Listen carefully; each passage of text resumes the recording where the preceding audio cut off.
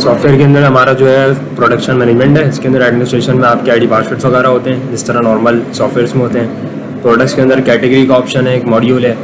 उसके बाद आपके पास जो है वो इसी तरीके से फिर प्रोडक्ट्स आ जाएंगे, कौन सा आइटम है, कितनी कॉस्ट है, कितनी प्राइस है, किस कैटेगरी में आएगा, क्या बारकोड है।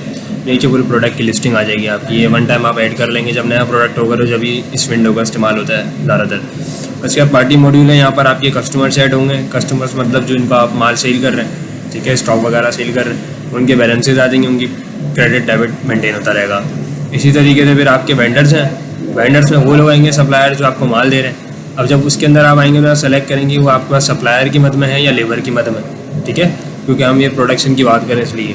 उस पर एक्सपेंसेस हैं, यहाँ पर आपके खर्चे मेंटेन हो जाएंगे। कोई भी आप एक्सपेंस करेंगे तो फूड आपने सेलेक्ट कर लिया, ठीक है, और यहाँ पर आपने डाल दिया कि मैं कैश से जो है वो लंच आज मैंने कर लिया अपने स्टाफ के लिए 500 रुपये का, मेरे एक्सपेंस के अंदर ऐड हो जाएगा, मेरे कैश से माइनस हो जाएगा। कोई नई टाइप बनानी होगी तो यहाँ से आप टाइप बना सकते हैं, डिलीट कर सकते हैं, ठीक है। मैनेज स्टॉक में आएंगे तो यहाँ पर आप बस नॉर्मली स्टॉक जो हम परचेज़ कर रहे होते हैं मार्केट से, तो हम जैसे वेंडर एक सेलेक्ट कर लिए, वो मार्केट के लोग होते हैं। रॉ मटेरियल ले रहे हैं, फिनिश गुड, रॉ मटेरियल ले रहे होंगे तो रॉ मटेरियल सेलेक्ट करेंगे। फिनिश गुड मतलब तैयार माल लेकर और तैयार बेच देना, और रॉ मटेरियल मतलब चीज़ लेके उसको पहले जो है मशीन पे लगा के लेबर के पास देके उसके बाद उसका काम करना, सेल करना।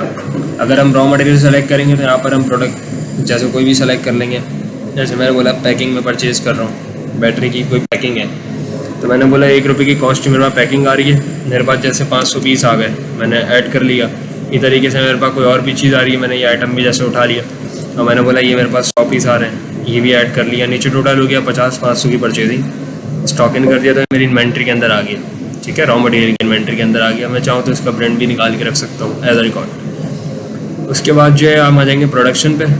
प्रोडक्शन के अंदर ये है कि सबसे पहले आप सेलेक्ट करेंगे कि आप किसी मशीन पे माल दे रहे हैं या लेबर के थ्रू। जैसे मैंने लेबर का नाम सेलेक्ट कर लिया, नासिक बंदा है, या मशीन का आप यूनिट नया डाल सकते हैं, जैसे फैक्ट्रीज़ होती हैं, मिनी फैक्ट्रीज। अब मैंने बोला ऐसे स्ट्रिप है, अब स्ट्रिप मैं यूज़ कर रहा हूँ 500 आज, ठीक है, 2 रुपये कॉस्ट से, ये मैंने उठा लिया, हम प्रोडक्शन बना रहे हैं, ठीक है। उसके बाद मैंने बोला जो है वो मैं बैटरी पैकिंग भी यूज़ कर रहा हूँ, 500 पीस ये भी लग रहे हैं, ऐड कर लिया। मेरे पास नीचे टोटल आ गए 1500 रुपये। मैंने बोला इसमें पर पीस मेरी लेबर कॉस्ट लग रही है 5 रुपये, ठीक है, और टोटल एक्स्ट्रा चार्जेस मेरे ट्रांसपोर्ट वगैरह में कुछ भी है, लाने ले जाने के अंदर मेरे लगे 600 रुपये टोटल, ठीक है। अब मेरे पास सीधे हाथ पे आएगा कि आप इन दोनों चीज़ों को ऐड करके तैयार क्या करना चाह रहे हैं, प्रोडक्ट क्या बनाना चाह रहे हैं। मैंने बोला जैसे कि मैं जो है वो प्रोडक्ट बना रहा हूँ, बैटरी N95 बैटरी की हम एक प्रोडक्शन बना रहे थे, कोई बैटरी तैयार कर रहे हैं या कपड़ा तैयार कर रहे हैं। बात देखिए, कपड़ा तैयार करेंगे तो बटन्स वगैरह की उल्टे हाथ पे आ जाएंगे, स्ट्रिप वगैरह की जगह। मैंने बोला जैसे मैं 500 पीस तैयार कर रहा हूँ, मुझे इसने बता दिया कि 11 रुपये 39 पैसे 49 पैसे की आपको जो है वो कॉस्ट पड़ी है एक पीस की। मैंने बोला मैं इसको 15% रख के बेचूँगा, 15 नहीं, मैंने बोला जैसे 30%, तो मेरे पास आगे 11 रुपये की पड़ी और 14 रुपये समथिंग की आप इसको सेल करेंगे।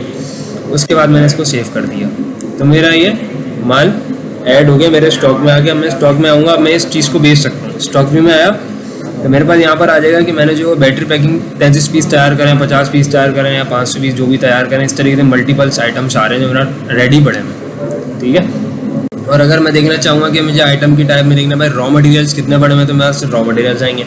मैं फिनिश गुड देखना चाहूँगा तो फिनिश गुड आ जाएंगे मेरे पास। और आइटम को यहाँ सर्च भी कर सकते हैं, कैटेगरी वाइज, वेंडर वाइज, तमाम चीज़ें कर सकते हैं। उसके बाद आ जाते हैं हम नॉर्मली जो चीज़ें होती हैं बेचना वगैरह, इनवाइस बना लेते हैं किसी भी कस्टमर्स की। कस्टमर की इनवाइस बनाएंगे तो इंपॉर्टेंट नहीं है, सेलमैन सेलेक्ट करें, कर भी सकते हैं। और रॉ मटेरियल और फिनिश गुड का ऑप्शन है कि आप फिनिश गुड बेच रहे हैं, तैयार माल बेच रहे हैं या कच्चा माल बेच रहे हैं। मैंने बोला फिनिश गुड बेच रहा हूँ मैं, जैसे मैंने बैटरी N95 जो है वो उठा ली। बैटरी N95 मैंने बोला कि मैं क्वान्टिटी बेच रहा हूँ 200 पीस बेच रहा हूँ, मैंने ऐड कर लिया। मेरे पास टोटल अमाउंट आ गई कस्टमर की 2298 रुपये। अब मैं पेमेंट पर आऊँगा, मैंने जो है बोला कस्टमर मेरा क्रेडिट का है, मैंने क्रेडिट सेलेक्ट कर देना और यहाँ पर मैं कस्टमर का नाम उठा लूँगा। जैसे हसन है, पुराने कस्टमर हैं, अगर आप नया कस्टमर उठाएंगे तो यहीं से आप नाम, फ़ोन नंबर वगैरह यहाँ से ऐड कर सकते हैं। रिमार्क्स कुछ लिखना चाहूँगा, पेमेंट्स की टर्म एंड कंडीशन तो लिख लूँगा, वरना सिंपल मैं जनरेट बिल दबाऊँगा, मेरी इनवाइस प्रिंट हो जाएगी। ऊपर आपका लोगो वगैरह आ जाएगा कंपनी का, bill number, bill date, phone number वगैरह आ जाएगा कस्टमर का, आइटम की डिटेल, आपकी टर्म एंड कंडीशन आ जाएगी, नीचे सारा टोटल हो जाएगा। और फिर नीचे आपका ये भी आ जाएगा कि आपकी कंपनी वगैरह का है, नंबर, एड्रेस वगैरह, ठीक है। उसके बाद फिर हम लोग जो है वो हिसाब किताब देखेंगे अपना सेल्स व्यू के अंदर। यहाँ पर आपको आ जाएगा कि आपकी आज की सेल कितनी है, आपके एक्सपेंसेस कितने हैं, रिकवरी कितनी है, वेंडर्स पेमेंट्स कितनी है। इसी तरीके से अगर मैं प्रीवियस रिकॉर्ड अपना निकालना चाहूँगा, जितनी महीने का मैं डेट सेलेक्ट करूँगा मेरे पास आ जाएगा कि मैंने पूरे महीने में इतनी सेल करी, इतने खर्चे करे, रिफ़ंड करा और प्रॉफिट मेरा कितना है, माइनस में या प्लस में।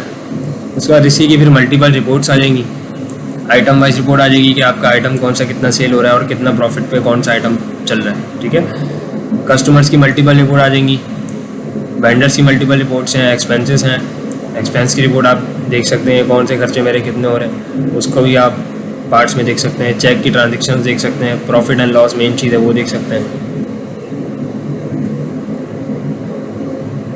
इसके बाद आपका ये बैंक का मॉड्यूल होता है कि इसके अंदर आप जो है वो कैश कितना है, बैंक में कितने पैसे पड़े हैं, अमेज़ान बैंक में देखने कितने पड़े हैं तो यहाँ का आ जाएगा, बैंक का लेवी आ जाएगा, पूरी ट्रांजेक्शन आ जाएंगे। आप डेट वाइज पूरे महीने का भी रिकॉर्ड निकालेंगे, स्टेटमेंट आपका निकल के आ जाएगी कौन सी ट्रांजेक्शन का कोई है आपके पास।